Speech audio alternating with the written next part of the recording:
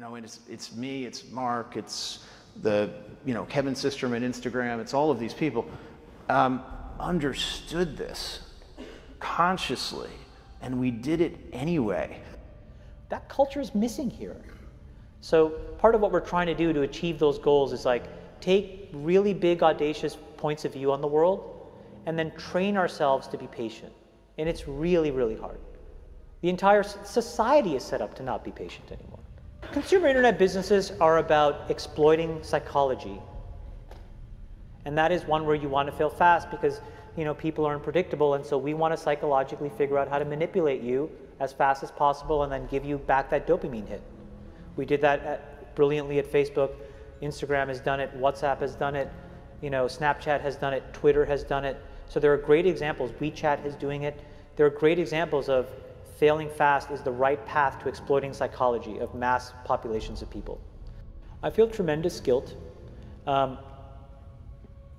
think we all knew in the back of our minds, even though we feigned this whole line of like there probably aren't any really bad unintended consequences. I think in the back, deep recesses of our minds, we kind of knew something bad could happen. But I think the way we defined it was not like this. Turn it off. That's what I would say. It's hard for young people now because they're hooked. They're addicted. If you don't think you're addicted, and I'm talking about anyone, from the highest to the lowest, if you don't think you're addicted, then see if you can turn it off for a week. It got quiet in here, didn't it? Didn't it get real quiet?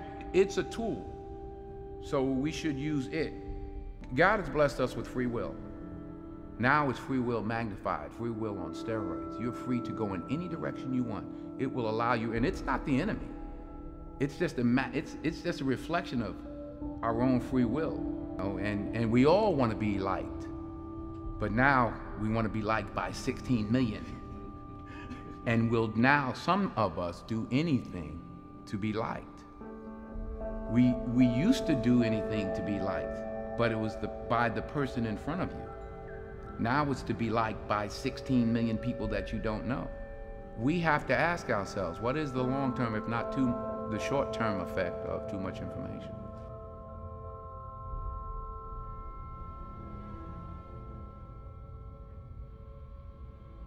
So the context was I was at Stanford and the dean asked me to speak to the MBA students. And in it, what I was talking about was, the question was, you know, what do you think the long-term effects of social media in general are? And unfortunately what happened was, I think it's easy to characterize what I said just as a Facebook specific thing because I worked there and I was a key part of growing it. The reality of what I was... Explain what you said at the time. So what I said was, I think the tools that have been created today are starting to erode the social fabric of how society works. And what I meant by that is the following thing. Today we live in a world now where it is easy to confuse truth and popularity. And you can use money to amplify whatever you believe and get people to believe that what is popular is now truthful and what is not popular may not be truthful. You know, Joe and I, for example, we've been on the other side of climate for a long time, right? And the reality is now I can take money and I can use that through all of these social media systems that exist to hundreds of millions of people, and I can convince all of Joe's friends and everybody like him of my opinion in very subtle and small ways. And he can do the same to me. We can do that about vaccines. We can do that about gay rights. We can do that about bathroom laws. We can do that about Roy Moore. And so I think the question we have to ask ourselves is, how do we live in a world where this is now possible? And so it was about that, but just so I understand, was it because I read and watched parts of what you were talking about. Part of it seemed to me about the ability to pay to manipulate people's thoughts. The other seemed to me to be this sort of ADD society with which this sort of liking and everything else has created this sort of feedback loop that you compared to drugs. We know for a fact that what all of these systems do, every single one, is it exploits our own natural tendencies in human beings to get and want feedback.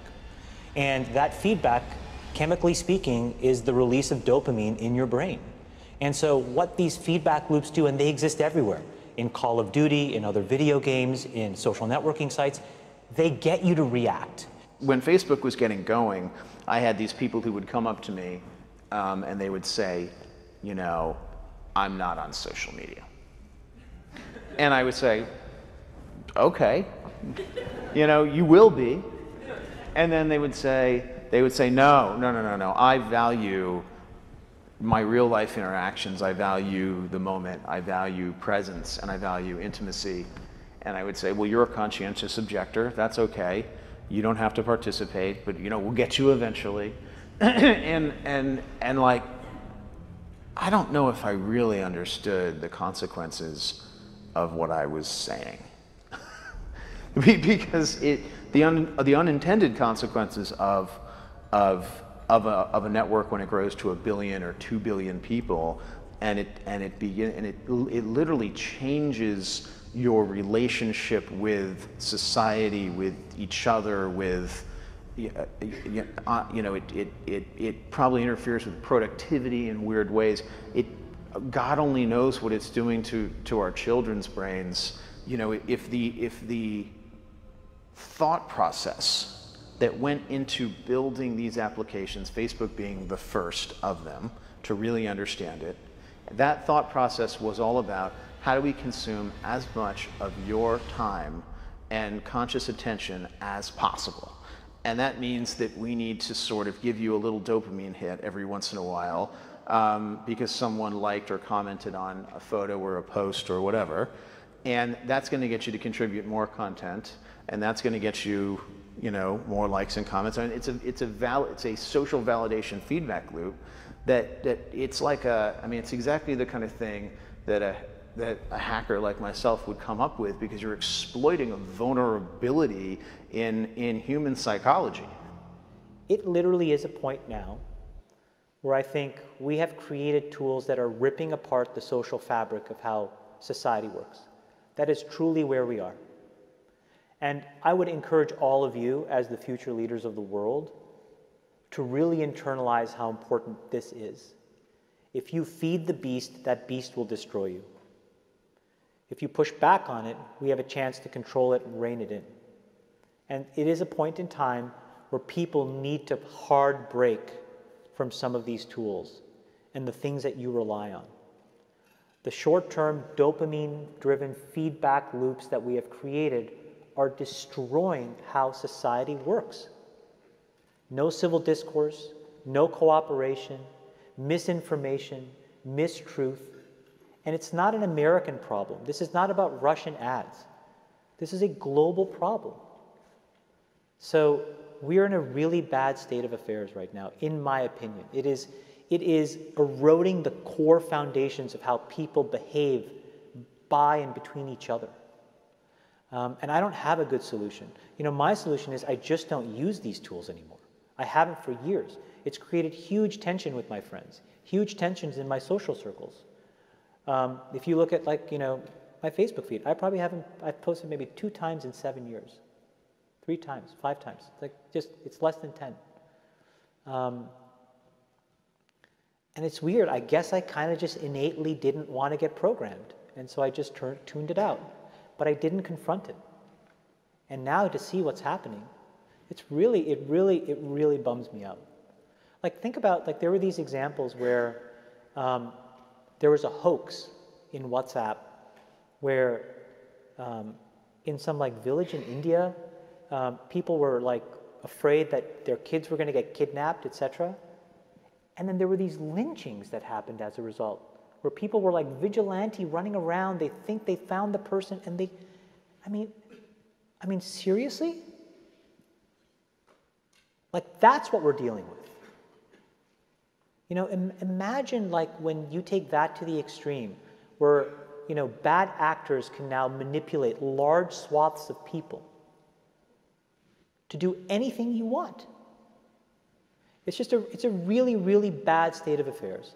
And we compound the problem, right? We curate our lives around this perceived sense of perfection because we get rewarded in these short-term signals, hearts, likes, thumbs up, and we conflate that with value, and we conflate it with truth. And instead, what it really is fake, brittle popularity. that's short-term and that leaves you even more, and admit it, vacant and empty before you did it. Because then it forces you into this vicious cycle where you're like, what's the next thing I need to do now? Because I need it back. Think about that compounded by 2 billion people. And then think about how people react then to the perceptions of others. It's really bad.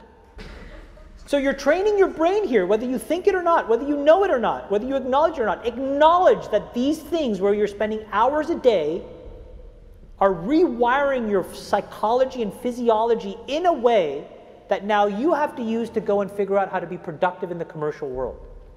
So if you don't change this, you are going to get the same behaviors over here. Change this. There's a reason why Steve Jobs was like anti-social media. I am telling you I'm not on these fucking apps. I'm not him by any stretch of the imagination. But I am proactively trying to rewire my brain chemistry to not be short-term focused. I'm telling you they're linked.